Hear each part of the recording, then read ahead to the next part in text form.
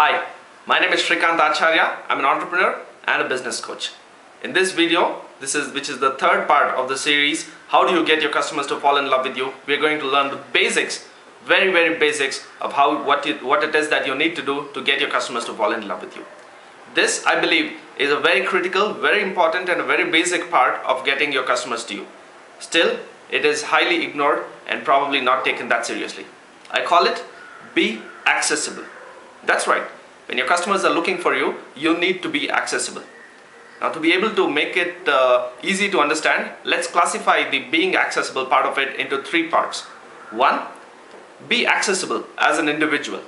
When you met somebody at some event, or when you met somebody, probably your customers in future, when they want to get in touch with you, how easy is it to get in touch with you?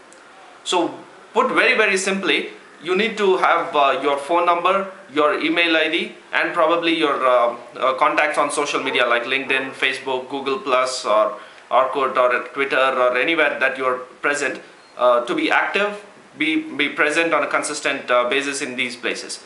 So are you already there? So when your customers are looking for you, let's say they remember you as Srikanth Acharya, the person to reach out to for any advice on entrepreneurship.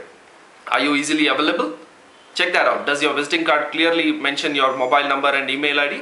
And most importantly, one of the common traits that I see among entrepreneurs is that they keep changing their mobile numbers and email IDs, which is not a good trait. Probably people you've gotten in touch with a few years back will still have those email IDs or phone numbers. So retain those, even if you have to upgrade your numbers or email IDs for some reason, retain those old numbers, and that will make you more accessible.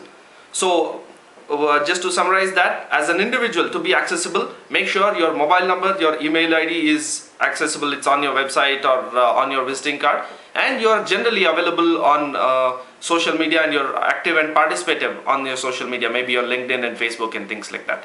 Right? Another trait that I see with entrepreneurs is they do not answer calls or do not reply to emails. That is not going to work in your favor. So always make it a point that if you get a call, answer it. If you are probably in a meeting or caught up with something or something like that, send an automated reply saying you are not able to answer the call and you will call back later, but make sure you call them back, because you never know why somebody is getting in touch with you. The second classification that I would like to call is make your company accessible. Now, how can you make sure that your company is accessible when your customers or anybody is looking for you? The one obvious answer is your website. Now, you absolutely need to. We are in the 21st century, and you absolutely have to have a website of your own, which at least minimally states what it is that you do and the basics of your business, probably about your team, and most importantly, your contact details, your phone number, your email ID, address, etc. And these days, there are plenty of businesses who still do not have a website, and I do not understand the logic behind that, because creating your own website is very easy and very inexpensive and very important, because you might meet a customer today and they might not need your services today. Let's say a few months down the line or a few years down the line, when they need your services, and if they still have your card, the only way they can reach out to you is through your website. And the initial part which I said about having a consistent email ID and being available on phone should be extended to your staff as well. If there is a landline number which is mentioned on your visiting card, it's important that somebody answers that call at all points of time.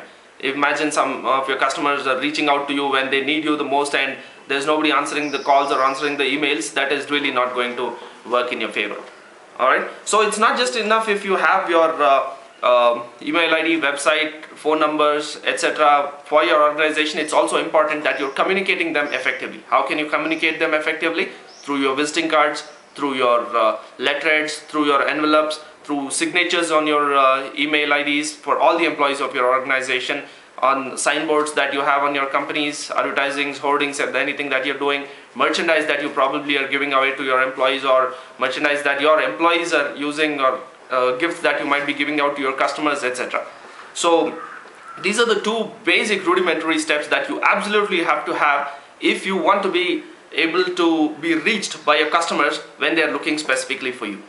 Now, the third part, which is slightly more advanced, I would say, which is absolutely necessary, is being accessible when your customer is not looking specifically for you. Maybe your customer is looking for somebody in your industry. Are you the person which comes up there? So in the next part of the video, we'll see how you can be accessible when your customer is not looking for you specifically. I hope you find this useful, and I hope you will return to see the next part of the video. Have a great day.